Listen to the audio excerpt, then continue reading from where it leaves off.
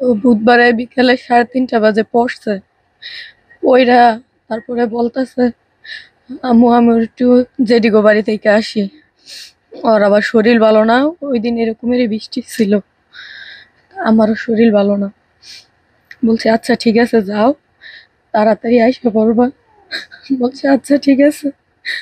বইলা ওর ব্যাগ কয় নিজে নিজে সব গুছাইছে, গুছাইয়া তারপরে বাইর হয়েছে, দরজাটা টান দিয়ে সুন্দর করে বাইর হয়ে চলে গেছে। তারপরে আর দেখি নাই আমার মেয়েরে। আপনারা এটা সন্ধান কিভাবে পেলেন যে এখানে আছে লাশ? আমরা তো কয়দিন খোঁজাখুঁজি করছি, তারপরে কালকে আমার বাসুরে গেছে ওই জায়গায় খোঁজাখুঁজি করতে।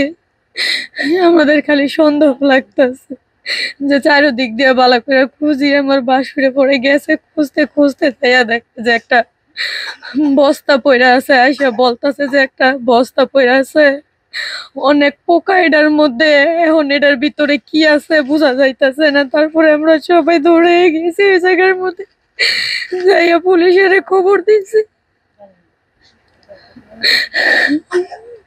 প্রাথমিকভাবে কি ধারণা করতেছেন আপনারা? বাচ্চাটা ইচ্ছাকৃতভাবে কেউ মারছে, কাউকে সন্দেহ করছেন? আমার এখন কোনো সন্দেহ নাই, পুলিশ তদন্ত করতেছে, তারা দেখবো। কিন্তু আমার মেয়েকে যে তারা পরিকল্পনা মাফিক হত্যা করছে এটা একদম পুরাই বোঝা যাইতেছে। যে আমার মেয়েকে এরকম নির্মম ভাবে হত্যা করছে, তারা যেন এরকম ভাবে তার এসে লাশ হয়ে ফিরে তাকেও যেন খুনের বদলে তাকে যেন খুন করে, তাকে যেন ফাঁসিতে ঝুলায়। যে এরকম কাজ করছে আমার মেয়ের সাথে, আমার নিষ্পাপ শিশু, ওই কিছু বুঝে না, কিছু জানে না, ওই কারো সাথে কোন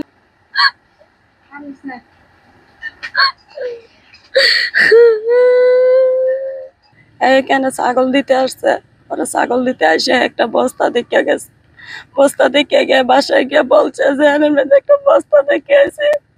মান্দার মুখা মুখা দেওয়া যায় বস্তার ভিতরে জানি কি, পরে আমরা শুনে লাইছি আইয়া দে এরকম হয়। এরপরে আলাই পুলিশ খবর দিয়েছে, পুলিশ আইছে, পুলিশ আইয়া পুলিশে খুলছে, খুলে তো লয়ে গেছে রে।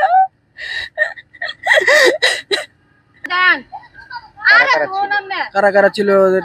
জাকির, নূর মোহাম্মদ, তারপর হচ্ছে যে দুইজনের নামটা কি জানি, দুইজনের নামটা খেয়াল নাই আসলে। দুইজন ছিল, তারা তিনজন এখানে, না চারজন এখানে, চারজন এখানে পেয়েছে। জি। মানে কিন্তু বৃষ্টি রাত থেকে, বৃষ্টির জন্য তো আর কোনোই হয় নাই। একেবারে ঘরের কাছাকাছি অংশে একটা বাচ্চার লাশ এখানে পড়ে রইল, 5 দিন পরে এখান থেকে উদ্ধার করা হইলো। আপনারা এটা একটা মানুষের গন্ধ, একজন মৃত মানুষের গন্ধ তো আপনারা পাইছেন না? এরকম কোনো গন্ধ আসে নাই, যেখানে লেবাররাও কাজ করছে। অপরাধীর একটা নিষ্পাপ বাচ্চারে এভাবে হত্যা করাটা উচিত হয় নাই। বাচ্চার কোনো দোষ না, একদম নিরাপদ। তার আমরা ফাঁসি চাই সবাই। এই এলাকার না, আমার নরসিংদী, বুঝছেন তো। যে কাজটা করছে এই কাজটা বিরাট নেহাত অন্যায় করছে, এরকম কাজ মানুষ করতে পারে না। তো এই ব্যাপারে সঠিক বিচার আমরা চাই। বুধবার থেকে আমার বাস্তি নিখোঁজ, আমরা অনেক বিশ্রাইছি, পাই নাই। তো সোমবারে তার লাশ পাওয়া গেছে, যে বাসায় থাকে বাসার পাশে, বাড়িওয়ালার পিছনে। তো আমরা এটার অত্যন্ত শাস্তি চাই। আসামি ধরা পড়ছে, তাদের শাস্তি চাই। এটা তো ভালোভাবে প্রশাসন দেখে, এটার আমরা দাবি জানাই।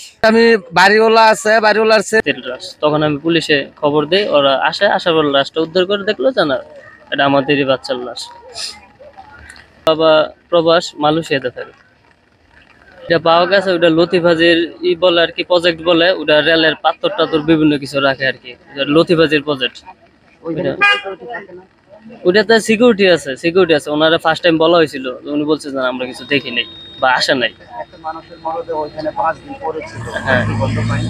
না এরকম সবাই জিজ্ঞেস করলাম, ওরা কিছুই বলতে পারে না। বিষয়ে দায়ী আপাতত পোস্টমর্টম হয়েছে, তদন্ত চলতেছে। কালকে হয়তো এটার আসামি ধরা হবে, কিংবা যারা দায়ী আছে তাদেরকে শনাক্ত করা হবে।